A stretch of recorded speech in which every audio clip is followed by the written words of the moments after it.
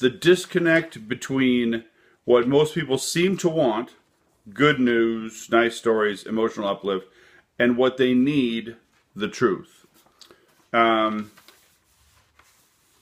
Winston Churchill took over as Prime Minister of Great Britain in 1940, May of 1940.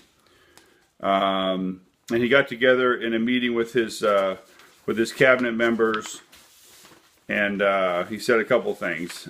He said, "I have nothing to offer but blood, toil, tears, and sweat." And that was something that a few hours later he repeated in front of Parliament when he officially took over as Prime Minister.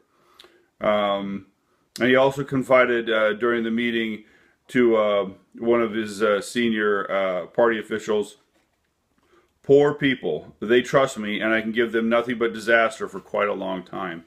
Now, here's a guy that's being pretty realistic about what he's got going on in front of him. But what's the great thing about this example is that this is the leader. This is the leader that has the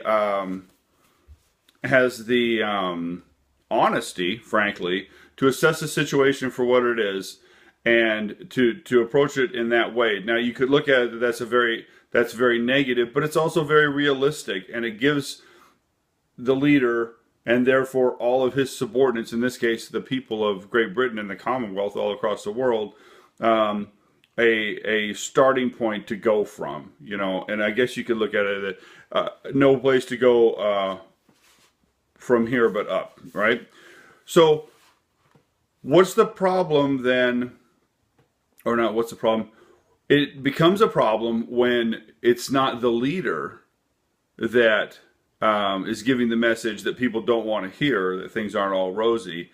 When it's the subordinate that has to tell the leader, "Hey, we've got problems." A couple weeks ago, I referenced Lee Iacocca's books. And of course, very famously, he did not get along well with, when he worked at Ford, with Henry Ford's grandson. Actually, Henry Ford II would be, it's Henry Ford, then Edsel, then Henry Ford II, so it's his grandson. But anyway, he was running Ford, and they butted heads often. And one of the things was he never wanted to be told anything that was bad news. And eventually, one side of it, Iacocca's side of it, is that he began to suffer as the messenger rather than focusing on the message. And too often that's the case. And so what is the answer? What do we do to improve that disconnect? Well, in my mind, the thing that has to be done is everyone needs to fully understand the situation. And by that I mean, if you have bad news and you have to impart that, and your boss says, "Well, I don't want to hear that, blah blah blah," then you have to keep on going back, and you have to reinforce. You just need that honesty to say, "Well, I understand nobody wants to hear bad news.